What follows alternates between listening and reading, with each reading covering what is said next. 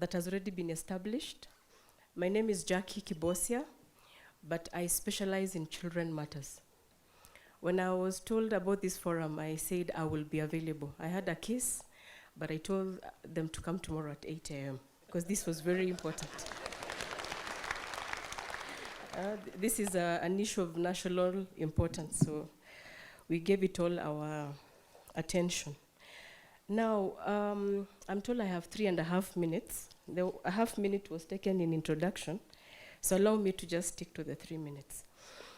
UNICEF data 2023 indicates that we have 428,416 children.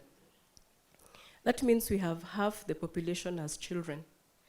And when you talk about drugs, when the police arrest or DPP present the case before me, 70% of those cases are drug-related.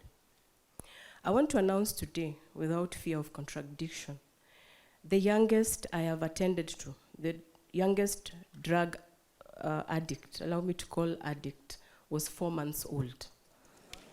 Yes. Yes, I said 4 months. That is how society looks like currently.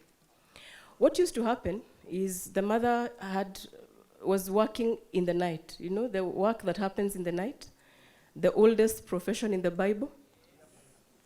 She used to give this child Smirnoff every 6 p.m. for the child to fall asleep. So when I asked her, she said that is the only way I would have put food on the table. So the girl kept taking it for so long. By the time we were she was rescued and brought to us, this child could not stay sober.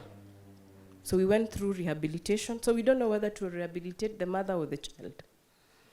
So we ended up rescuing this child. I mean, at 4 months, you're already a drug addict. What are we saying as a society? So it really pains our heart to know that we are very strong with response and not prevention. For her to leave this child at night, there were neighbors there, isn't it? The neighbor could not see there was a problem in that house. There was no one to come to the rescue of this girl. So by the time she was brought to us, she came with a case of child neglect. So when it came to sentencing, I didn't know what to do with her. She told me I couldn't. The man ran away. And I only have this as my source of income. And even that night, one night I went and I did not come home with anything. The person who was supposed to pay decided not to pay me. So I was arrested, and that is how I am here. So as a court, do you jail her for 3 months, 1 year? What do you do? So we need programs. And the church is the first stop, because you're anchored in the law. Why do I say that? If you look at the National Council of Administration of Justice Act, there's a bill now. CUC has been established. CUC is a Court Users Committee Forum.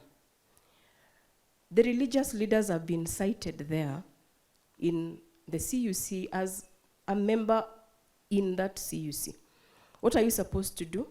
Go to the nearest court next to your church and register as a member. That is as simple as that. You have a door to the justice system through the CUC. Kindly come. Let us work together. We are now operating on an open door policy.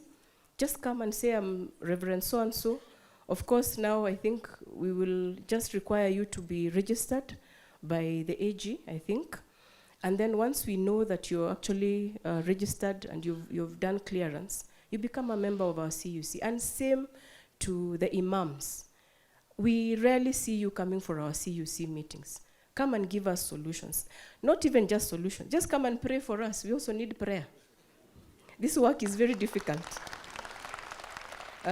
We sit here to judge God's people. We're actually sitting here on earth as judges, judging God's people. We are sitting on the earthly judgment seat. So we require prayer. So collaboration is very important, and you're welcome. Kindly go to the nearest CUC. We are ready to partner, whichever direction, and a CUC, which is being chaired by the magistrate in charge of that station. Just present your papers, and you automatically become a member of our CUC. Then let's come with programs to help this mother who has to give Smirnoff vodka. I know most of you don't know what that is, to a 4-month-old baby. Let's come and do prevention programs as opposed to response. Thank you very much.